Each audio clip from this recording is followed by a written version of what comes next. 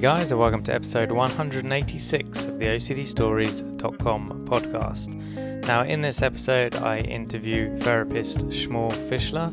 Shmuel is an OCD therapist based in Baltimore, and specifically in this episode, we talk about religious OCD and scrupulosity.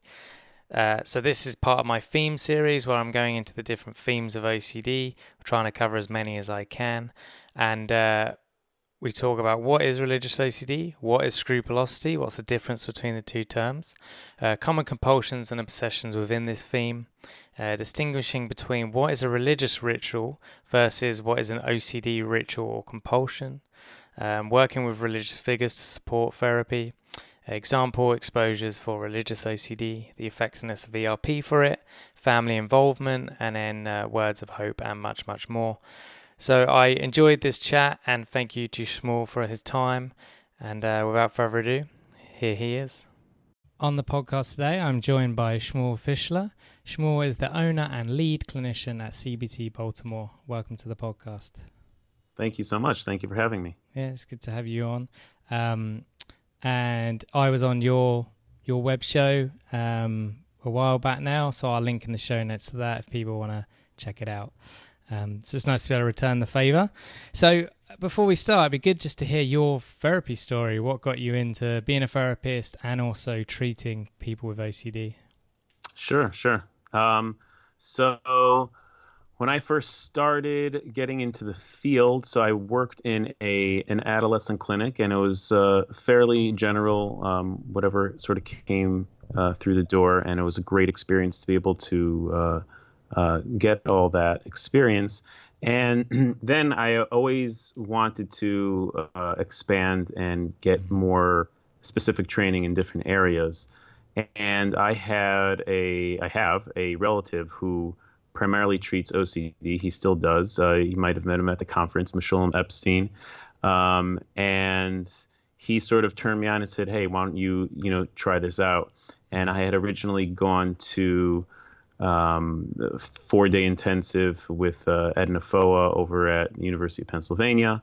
That was a great experience. And then from then, what happened is that in the clinic, so now I was just identified as, the OCD guy. So ultimately, anything that came in that was along that spectrum of OC-related disorders that came to me. And then I started going to the conferences, and then I kept on pursuing more training. And I just love. I work with a lot of things in the whole OC spectrum disorders. So OCD and panic and social anxiety and BFRBs, a little bit of hoarding, sort of that extended family, all those cousins. But I particularly really enjoy working with people who struggle with OCD. I think they're super creative. I think they're very intelligent, and they're quite motivated to really work on it. And as we know, and the treatment for it has got really good empirically based evidence behind it. So it's really nice, to work within that framework. Yeah. No, thank you for going into that. It's interesting. Yeah, and I can imagine once you get trained in something, then the other people in your clinic will be like, you're good at this. Here's more people with OCD. Right. Yeah. Whether you are or not. Well, yeah, that's true. I'll just say that. No, I've been fortunate enough to be able to get lots of experience and then pursue supervision on it and continue to do so and go to the conferences, which have, just been phenomenal. Yeah. To develop more and more. Cool. No, thank you.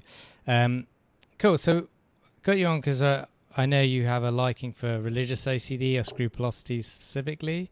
So it'd be great to kind of go into that in more detail. But I think first of all, it'd be defining what is religious OCD and scrupulosity, and also is there a difference in those terms?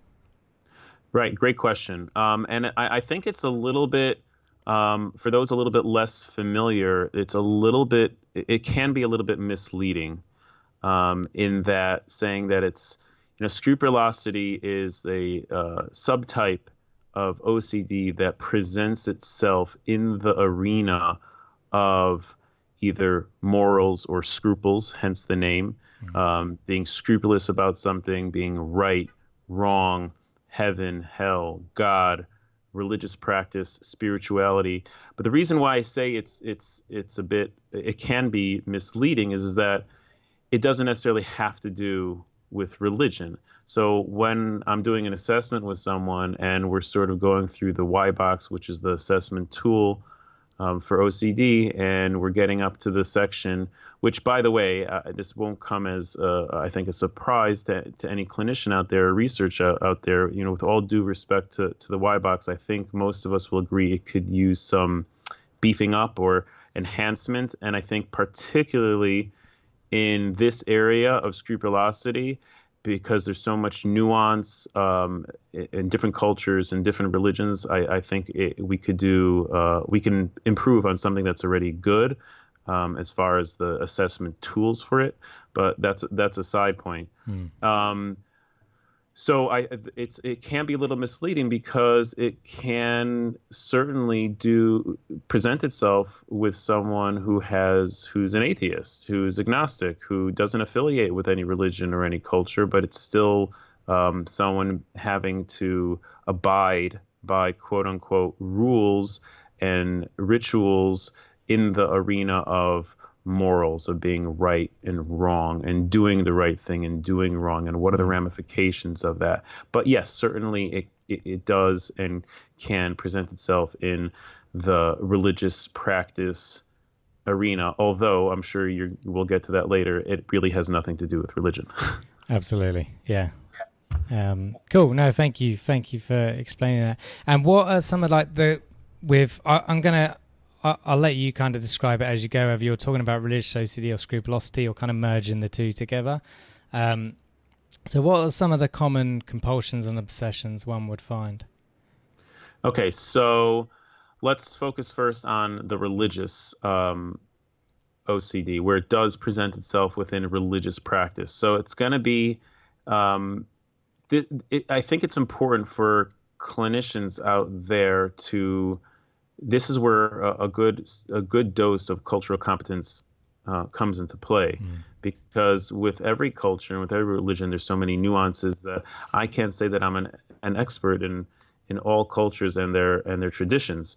So it really is important, even just to be able to assess, is to be curious about the religious practice and be willing to collaborate with people of the faith in that culture. So that being said, it's conceptually similar as it is in other forms of OCD, is that someone is doing something, whether it's inside their head, so a mental ritual, or a behavior, in order to reduce the anxiety or the discomfort that comes along with the thoughts that are being intrusive, as far as, are they doing the religious practice enough? So, for example, if someone is praying, so the maybe thoughts or the what if thoughts that we're all familiar with is, well, what if I'm not having the right intention?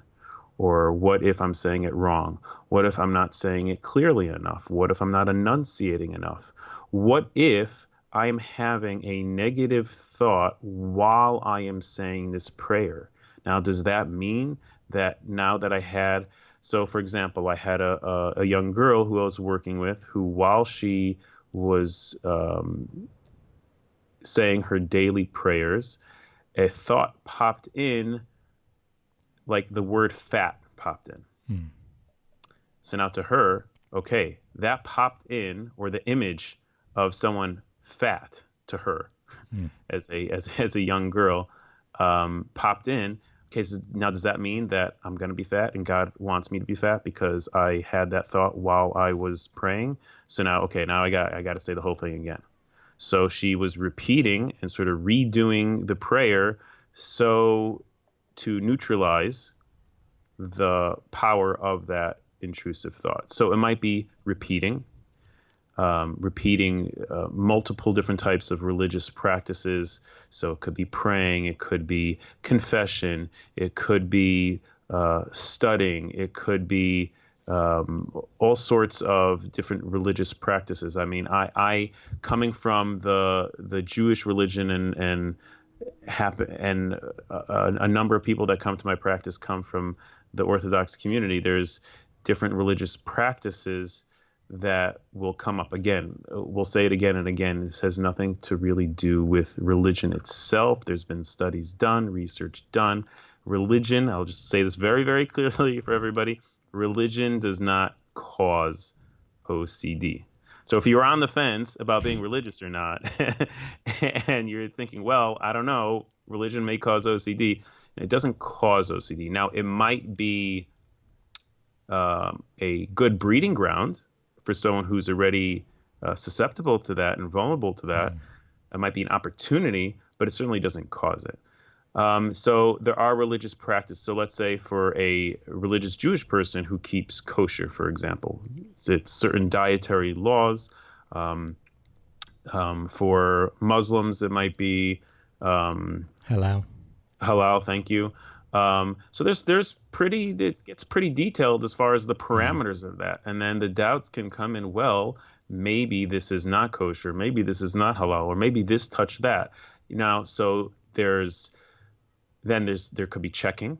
So checking to make sure that everything's okay, and then checking with their spiritual guide or spiritual leader, whether it's an imam or a rabbi or a priest, whoever it is, checking. And this is where it can get a little bit tricky, because on one hand they're the guide, but on the other hand it could easily fall into them being used as part of their rituals of checking and reassurance and things like that.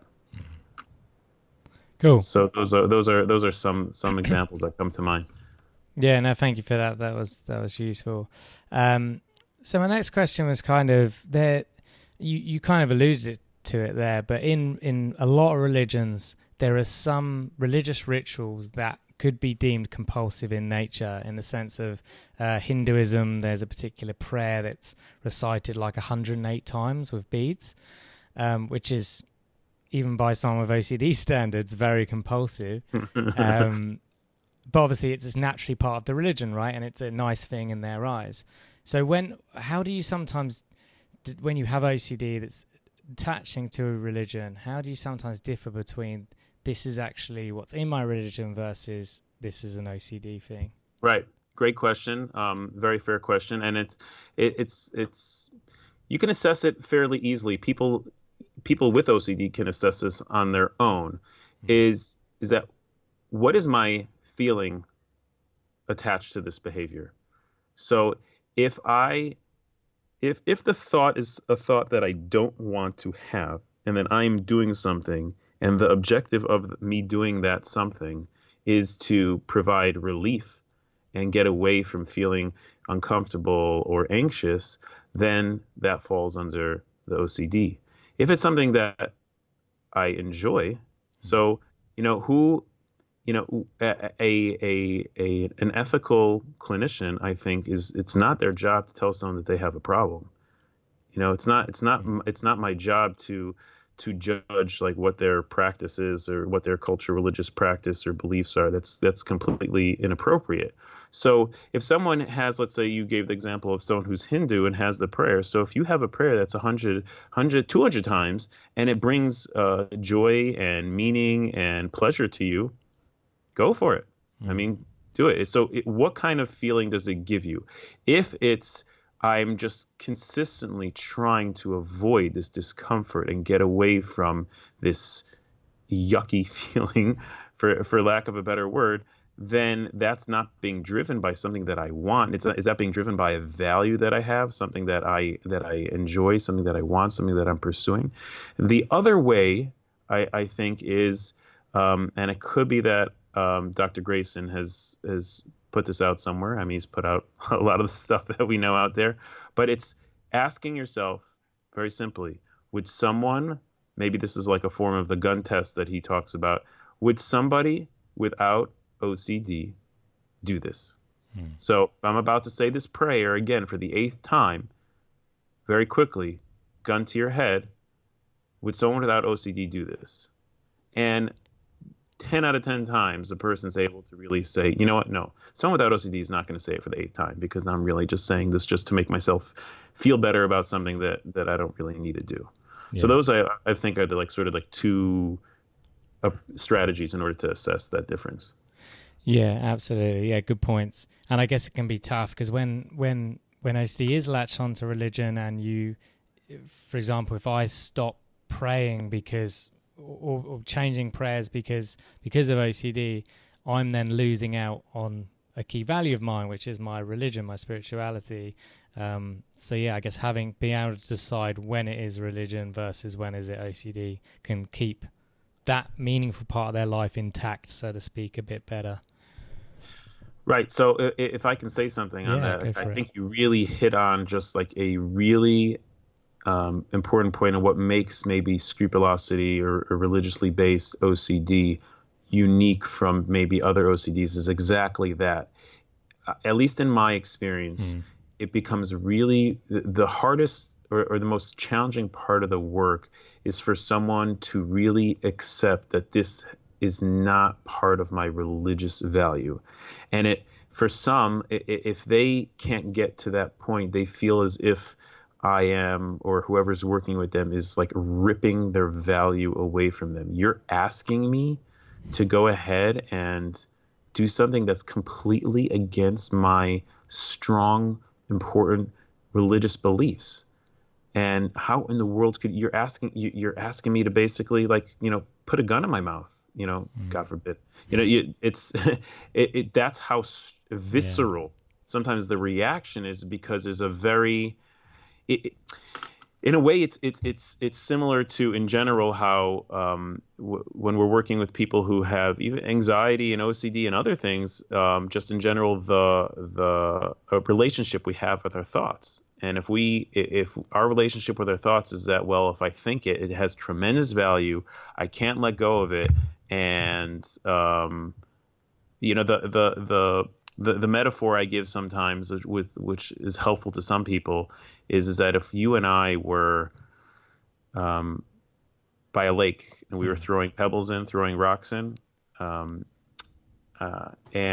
so we're skipping pebbles and we're having a nice time, and then you pick up a pebble and say, "Hey, Shmuel, this is not a pebble. Look what I found. I found a little gold nugget." And I'm like, "Stuart, man, I love you, man, but it looks like it's just a pebble." And then you say, no, it's gold. You put it in your pocket. A couple minutes later, we're skipping rocks. Another one. Look, I thought this must be an old gold rush mine or something. And you put it in your pocket. Keeps on going every couple minutes till, by the time we're done, your pants are falling down because your pockets are full of gold nuggets. And to me, they are pebbles. They're rocks. And that is in simple terms is the difference between someone who has OCD and someone who doesn't, is the value that they're placing on those thoughts that we have. So if I think it's gold, then yeah, who in their right mind would throw a piece of gold back into the lake? I'm going to go keep it. So especially something as meaningful and close to a person's heart as religion, which is for most people, it's purpose. It's purpose in life. And if they believe that there's a next world, then we're talking about not just purpose in this world, purpose in the next world. Yeah. That's a lot. So if we rush through the beginning stages of trying to separate thought from reality, or thought from what I need to do, and understanding that just because I think something that has to do with my religion doesn't make it part of the religion. If we rush through that, then we're gonna have a hard time, because it's gonna feel like they are gonna feel like as if you're asking them to transgress something that's really important to them. And if we can get to the point where, hey, this has nothing to do with religion. You are a devout religious person, and you want to take the same amount of risk that every other devout religious person of your faith would take. So if you're a Muslim, so another devout Muslim, they are also taking a risk in not knowing if their prayer is exactly the way they should be, or if they're doing exactly what God wants them to do. So you want to take the same amount of risk. It's not religion, it's OCD. Yeah. Yeah, good point. Thank you for that. And I like the metaphor. Okay, so next question is, well, when you've been working with someone with religious OCD or scrupulosity, have you ever got like the priest, the imam or rabbi involved? Right. I think it's really important, but doing it with eyes wide open. So I will refer a little bit to, I said my relative, Michelle Epstein, who sees like sees religious OCD from like morning till night, all day, every day. And I've learned a lot from him. It's very important to collaborate with whoever the religious figure is. And sometimes that religious figure is actually somebody in the family. It might be a grandfather or something like that, who's sort of like the figure, the paternal, religious figure in the family. Is definitely to collaborate with them and to give some psychoeducation if they don't already know. B is to talk about the reassurance piece, the accommodation piece. And finding a way to give them what they need, but not get sucked into that reassurance. So I'm thinking of a particular client, a woman who was asking her rabbi questions multiple times a day. So over the course of a month, it was maybe 50, 60, 70 quote unquote religious questions to the rabbi. And he was a very patient man, but ultimately, everyone sort of has some limit, and at certain points he was getting fed up. So we worked together on trying to understand like what the function of you answering these questions are. So it might be putting a cap on questions, or it might be him having everybody, including the client and the religious figure, preparing and saying, this is the type of answer you're going to get. It's almost like a canned answer of, well, maybe you're going to have to guess. And so there's an exposure in the sense of, if I have a religious question I want to ask my rabbi, and I already filled my quota of, 20 questions for the month, then I have to guess, would another devout religious Jew ask this question to the rabbi? I have to just guess. And that itself is an exposure. It's almost like a double exposure, because I'm guessing, that's an exposure, and then I'm not asking, perhaps, because I decided that another devout religious person wouldn't be asking that question. So it's certainly collaborating with them, but it's being mindful that religious leader can really get that this is not religion driven, and being able to know what family accommodation is, or we'll call this rabbi accommodation, or whatever it is, and be able to hold back. It's hard to resist, because a spiritual leader is that inherently is they're helpers, and if someone comes to them, they want to help them, they want to guide them, they want to give them what they want, and it's hard to resist that. So it's involving them, but not turning them into accommodation. Yeah. No, thank you. Yeah, that was useful. So you mentioned an exposure there. I know that the listeners often like it when people detail exposures, because it kind of brings it to life. And obviously it's also going to depend on, what each individual client's worries are around their various gods or religions or rituals. But yeah, any kind of examples you have on exposures you've done for people with religious OCD or scrupulosity would be great. Sure. So a couple come to mind. So one is, let's say this client who the theme of a lot of the theme of the sessions were around keeping kosher in the kitchen. Lots of different rules.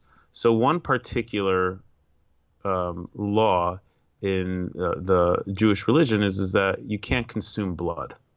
So someone who's Orthodox or not just Orthodox, so someone who keeps kosher, you'll see that the meats and the chickens, they're salted extensively, so in order to pull out blood, because it's one of the things you can't consume blood.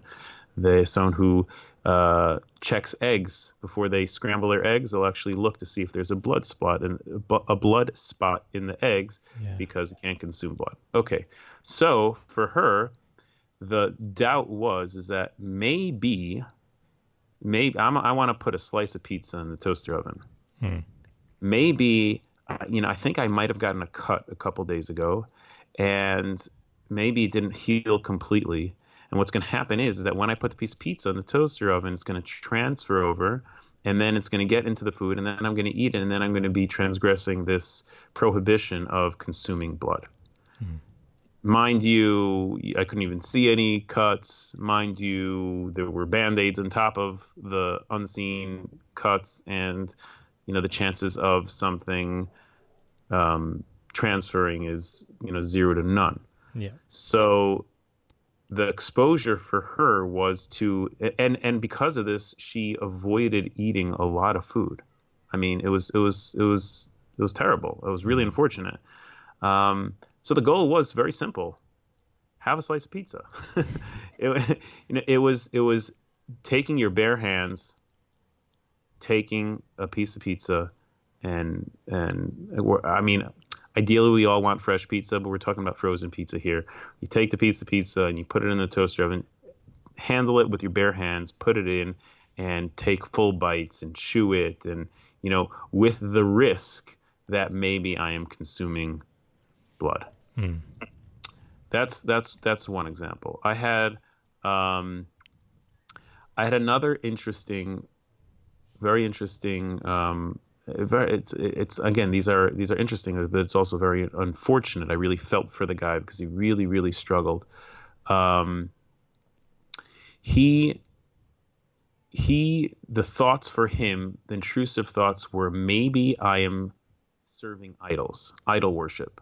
So in his religion, it was, he served one God, and then to serve other gods or other idols would be one of the biggest transgressions you could possibly do. So for him, he collected precious metals, like randomly silver, gold, and he had them in his house. So the thought for him was, maybe in my head, without intentionally, I'm turning that into an idol. I'm turning that into a god, because technically you can do anything. This even happened with his wife's wedding ring. Imagine that. His wife's wedding ring, when she took it off at night and put it on her nightstand, maybe now I turned that into a god, an idol, and now every time I move or bend over, I am bowing down to that idol. So I'm worshiping something that's not my God. When I wash my hands in the morning, then one of the ways that someone is able to serve a God is by virtue of pouring. So when I'm washing my hands in the morning, maybe it's like a house of cards. Not only maybe did I turn it into an idol, into a god, but now maybe when I'm washing my hands, with not me really wanting to, my intention is to serve that God by pouring this water here. So the exposure was to do exactly that. Exposure was to wash his hands. Exposure was to actually carry around his wife's wedding ring at night. Like when she took it off, is to specifically not avoid it, but to go pick it up and carry it around, with the risk that maybe I am worshiping idols, which is like a big no, a big no-no. Some people, and this is where the imaginals come in. So for just quickly, it's just for those who are not familiar, when we're doing the exposure work in ERP, so there's really two different types of exposures, as I'm sure most people know, that you're doing the in vivo exposures, where you're able to engage in something that brings on the uncertainty, and you're actually doing something. You're behaving in a certain way in order to bring on the uncertainty. But then there's ones that are imaginal, where we're trying to create the imagery or the scene environment of that uncertainty, because it's really hard to create that in real life. So this is something we haven't touched on yet. So if someone is doubting, well, maybe I am not doing what God wants me to do, right? And maybe I'm missing out on my whole purpose. Maybe God is really, really ticked off at me because I am not doing what he wants me to do. Now, the truth is, and I recently had a client like this, and the truth is, you take the most religious, spiritual, pious person in the world, you know what? They don't really know either. Nobody really knows if they're doing exactly what their God religion says that they're supposed to. No one really knows. What they do know is they know enough. They know enough. So when it comes to something that's more abstract, such as going to hell or God being ticked off, then we have to be, I think, a little more creative on creating an imaginal exposure of what that looks like, and writing out a story or narrative of what that looks like, what happens. Let's follow that path of, God being pissed, and what does hell look like, and all that, and then sit with that again and again, and learn from that I can sit with that possibility. And let's clarify something. None of us want anyone to be okay with transgressing something in their religion. None of us want anyone to be okay with going to hell, whatever that looks like. I mean, that would be, sadism. Right? We don't want to be okay with the outcome, but what we want to be okay with is the possibility of that outcome. Because you know what? We all have to sit with that possibility of that outcome. Yeah. So when we do these things again and again, we're trying to help them learn that either that, bad thing is not going to happen, or I could really handle it a lot better than I think I can. Yeah, really good point. Good distinction. Thank you for that. And in terms of anyone that may wonder, is ERP as effective for religious OCD as it is for any other theme, like contamination, relationship, harm, etc.? Is that fair to say?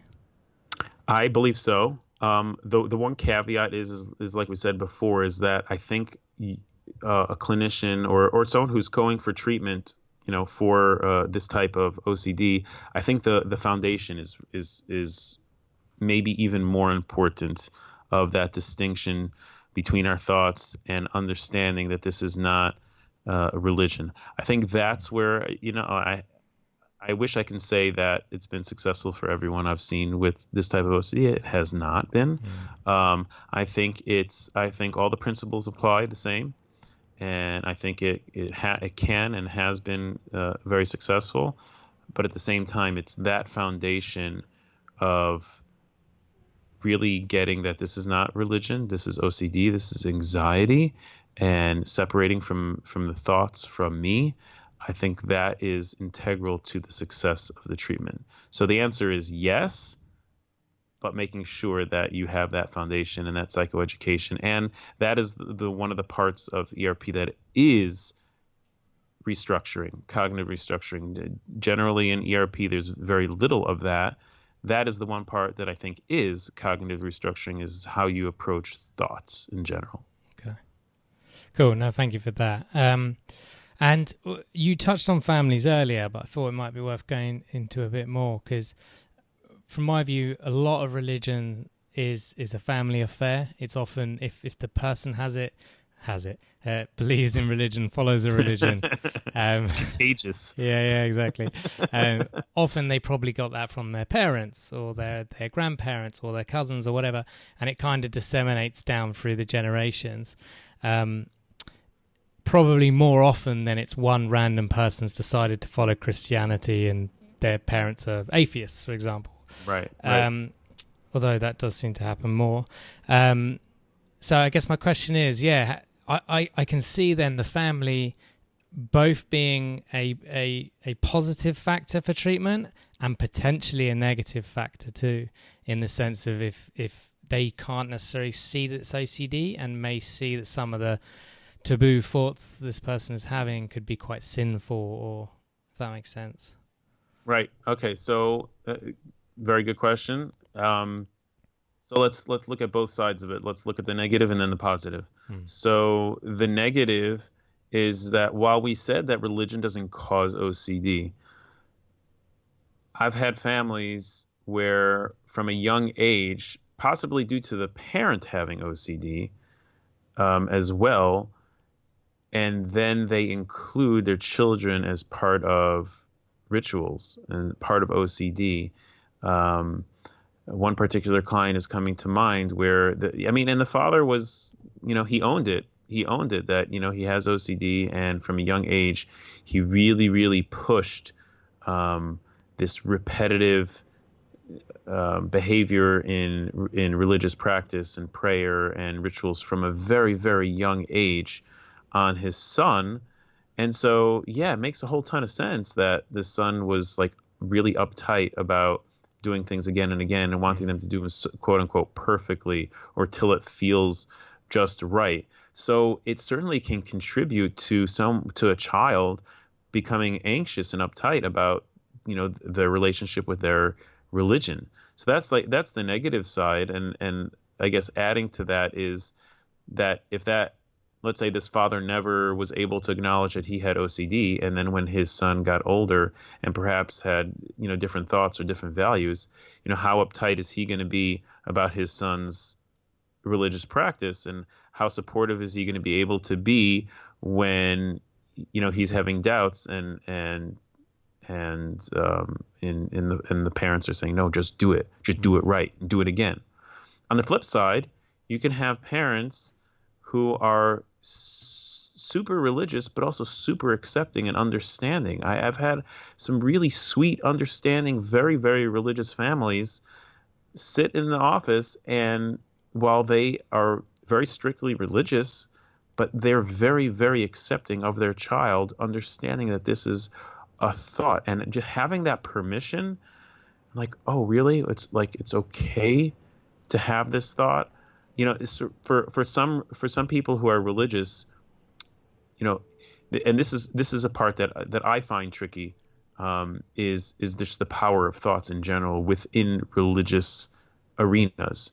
So according to your religion, what is the power of a thought? Which might be contrary to the clinically how we approach things. Well, we say a thought is just a thought is just a thought. But hey, in my religion, if you think something blasphemous, that's bad. Yeah. I'm doing something wrong by thinking something blasphemous.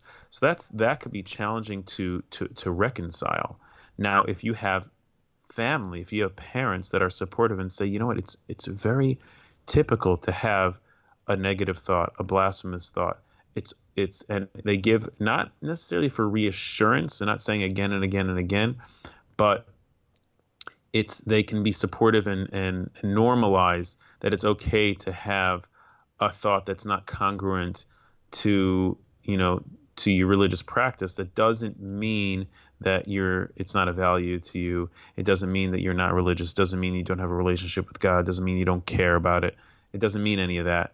So having family who could do that, that's amazing. And then family who can understand conceptually the mechanics of OCD and then not fall into the accommodation or helping them check or helping them do things again and again and again, then that can go a really, really long way in helping them out. Yeah. So it could be quite positive too. Yeah, no, absolutely. Cool. No, thank you for that. So, I guess general question. Let's say, it's the OCD conference in a couple of days. Someone comes up to you, says they have religious OCD, or they think they do. What would you say to that person? I guess I would. Good question. Is it in the middle of a session at the conference? Is it in between sessions? It's you're in the foyer, loitering around.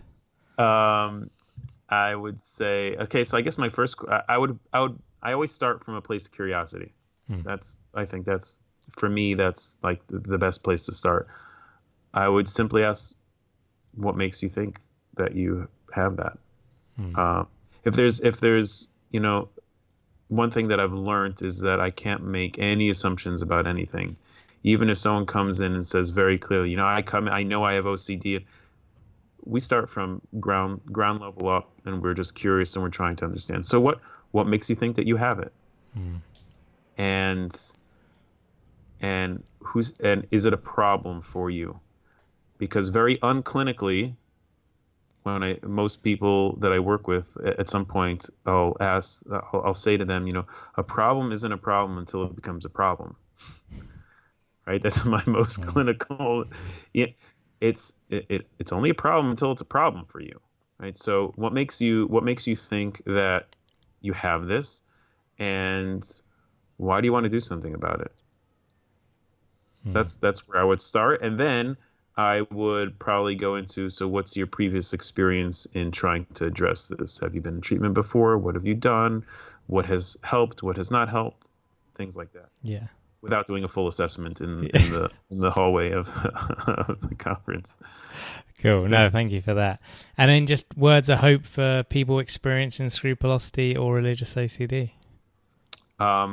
Yeah, there's, if anyone is listening that is struggling with this, first things first is that I promise you that there are millions of people that are struggling with something so similar.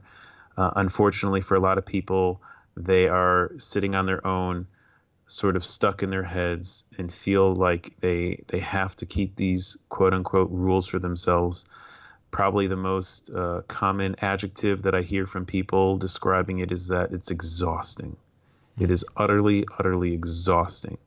And to know that there are hundreds of thousands, perhaps millions of people who are struggling with something very similar, you think that your thoughts are the most off-the-wall, batty, weird thoughts. I promise you that you would be blown away by some of the other thoughts out there. And I would really encourage you, try to find, there's so much now with technology, with a podcast like this, where you get to hear from other people, and social media. There are so many people out there that you can connect with. There's, at one point, I hope to restart it at some point. At one point, I had a very particular group for Jewish Orthodox men with OCD for that exact purpose, so that they don't feel like they are the only ones.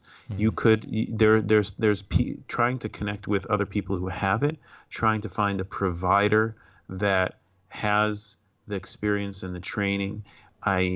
Certainly there's lots of hope, and I'm confident that with the right help, you can certainly improve your life. And I will just add that when you're approaching work, the therapy work, is really try to look at it as lots of gray and not black and white as far as progress.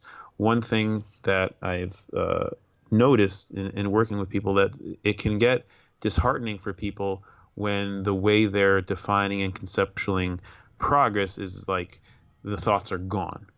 Well, it may never be that they're gone. They might turn into background noise, but they won't be gone. Or my goal is to get to this point where I'm not doing any of this.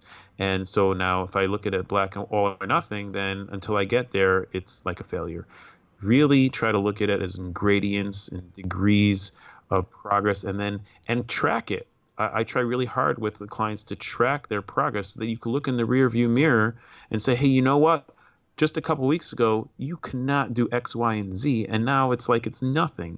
That is progress. So don't allow yourself to acknowledge progress, even if you're not at your destination. I guess that's what I'm trying to say. Yeah, thank you for that. It's great. I completely agree on tracking. I think the brain has a great way of lying to you into believing that you've made no progress, when in reality, if you documented everything, you'd be like astonished at how far you'd come, even if it feels like you hadn't at that moment. Yeah. I'll pull out a. There's lots of good tools out there. I just made my own little tracking sheet that I use with clients. Sometimes we'll pull out one from, a month or two ago and say, hey, look, see, see what you couldn't see, what was like, way high up and on the hierarchy, and you couldn't do it, and you thought it was impossible to do this, and now you're doing this, now you're way past that, like, and they're like, oh wow, yeah, you're right, Yeah. because people tend to focus on what they're not doing rather than what they are doing. Exactly. Yeah, absolutely. Cool. So change the questions now. You pick up the phone and call your 20-year-old self. What would you tell him? Ooh. I know exactly. Well, not exactly, but it's a great question. I think what I would tell my 20-year-old self was not only allow, but embrace mistakes.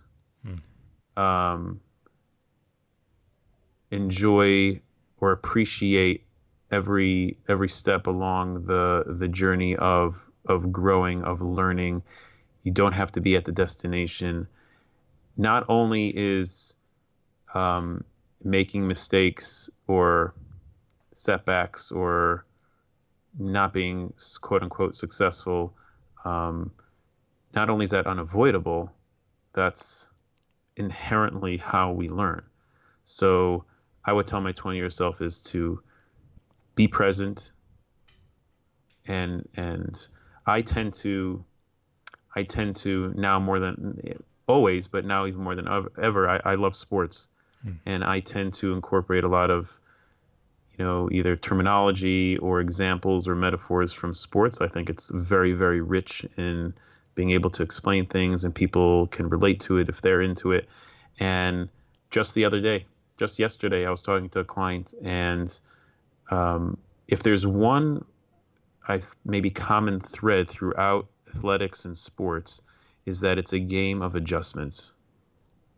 Almost every single sport, whether it's water polo to golf to American football to football to really to anything, it's about making an adjustment. So I missed the shot. Okay, so their defense is playing this way, so their offense is playing this way. So now I need to adapt. Now I need to change. Now I need to learn from it. If I just focus on what I messed up on, or what I missed, or what I should have or could have or didn't do, then that's where I'm stuck. If I approach it that these are all opportunities. So in the same way, there's parallels here. In the same way that when we're working with clients, and every time there's a chance to embrace an uncertainty, that's an opportunity. That's a learning opportunity. So the same parallel, I guess, if I can go back to my 20-year-old self and really encourage myself that those setbacks or those mistakes or those times in a session where it really blew up in your face or you felt like you didn't know what in the world you were doing, that not only is that inevitable, but that is exactly how you grow and how you learn, and you should look at them as opportunities. Yeah, absolutely. And what came to me as you were talking there was this image of like manure, where and obviously that it stinks, it's horrible, but it's how we grow stuff, Exactly. and a setback is kind of like that. It stinks, it's not nice, but it's rich in nutrients, and that's what's going to grow. As cliche as that is, that kind of popped up. No, that's a great example. Yeah, I like the sport one, and sports also. It's about small, minuscule, incremental gains. And I think in a lot of other areas of life, we don't look at it. We try and get ahead so quickly, and sport shows us that at the pro level, at least, inch by inch, that's what they're looking for. Those tiny, and that's the difference between a championship team, and hence the Toronto Raptors this year, versus the Lakers who didn't even make the playoffs. Right, and I'm telling. I use it. I mean, one day I want to put out something that has to do a lot with sports, because I think there's just so much there. Yeah, you're right. Look at the early career players versus the veterans, and what they've learned and how they've been able to keep things in context, not too high, not too low, and then sort of slowly progress. One of the examples that I can give is, so I grew up in Chicago, and I was a tremendous Chicago Bulls fan. So I was spoiled, tremendously spoiled, because we had Michael Jordan and Scottie Pippen, and we won, It wasn't a question of if, it was a question of how. Now, I remember seeing like a statistic a long time ago. Everyone knows how many games Jordan has won or how many crazy shots or game-winning shots. But at the same time, and this is not just with Jordan, but with any superstar, how many game-winning shots has he missed? Man, Tons. Yeah.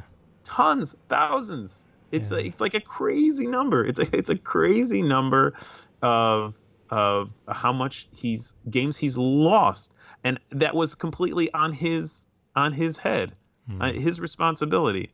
Now, did he then give up from it? No. It was actually, he was known for how much practice he did after games. And games are over, he would sit and shoot like hundreds of free throws and hundreds of 3-pointers and things like that. It was fuel. It was fuel. All these things were fuel for them to just get better. Yeah, absolutely. It's perfect for ERP.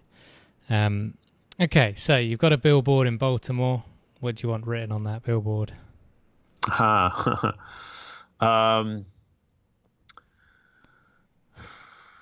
So what my dream is, my dream is for CBT Baltimore to be a couple of facets. It's everything that has to do with CBT. I mean, we do a big bulk of the anxiety spectrum disorders, but also some trauma and depression and things like that. And we want people to really know what CBT is. So there's the clinical piece. There's we're building up a piece of CBT Baltimore that I know the letters are gonna have to be really small on this billboard, the amount that I'm speaking, but there's the clinical piece, and we want people to know what it is, the regular person to know what CBT is, and it's definitely ERP and OCD work. We're building up the online platform to be able to just bring content to the public about mental health, about specifically about OCD and anxiety. But even more than that, I'm trying to build this local resources collaborative between not just regular people and us, but also other medical professionals. So you have doctors, you have nutritionists, you have people go to see so many different professionals in their life, and we should really be able to collaborate on a local level, even if it's virtual, to be able to learn from one another. And so if we help educate, the PT or the nutritionist or whoever it is, or the primary care physician, and they know about it, then we're helping them. And then if I learn from them, they're helping me. So we're really trying to create that platform. We're trying to build up the professional development platform through CBT Baltimore. We're building out our space, and we're going to have a great space to be able to provide those workshops. And so we want to bring like good professional development to clinicians out here, and in all the different areas of this spectrum of disorders. We want it to be accessible to other clinicians who, I get calls from people I know, other clinicians who want to know more about it, and they just haven't had the opportunity to really, maybe they can't go to, to Texas to go to a conference, or they can't necessarily go to a BTTI. So let's give them something. Let's give them the resources. So there's the professional development, there's creating that collaborative online, and then there's the clinical piece.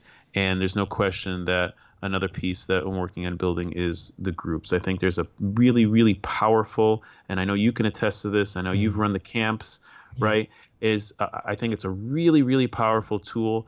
I want to be able to build up the groups from, something like a goals group, or OCD and remission group, or we more recently have become part of something called the National Social Anxiety Center. We're affiliated of that, and a group for social anxiety. I just think there's power in knowing that there's other people in my community who have that. Like I mentioned, that the especially with Scrupulosity, that there's other people who are also really care about religion, that also struggle with this. It's really, really that client we were talking about before, who was obsessing about serving idols. Yeah. So it wasn't easy. We didn't necessarily progress as much as we hoped to, but I'll tell you, we actually stopped individual treatment, and he chose to stop individual treatment, and then we started up the group, and he came to the group, and you know what? There were exposures that he was not doing individually, but being part of the group, he started doing them. It was so powerful.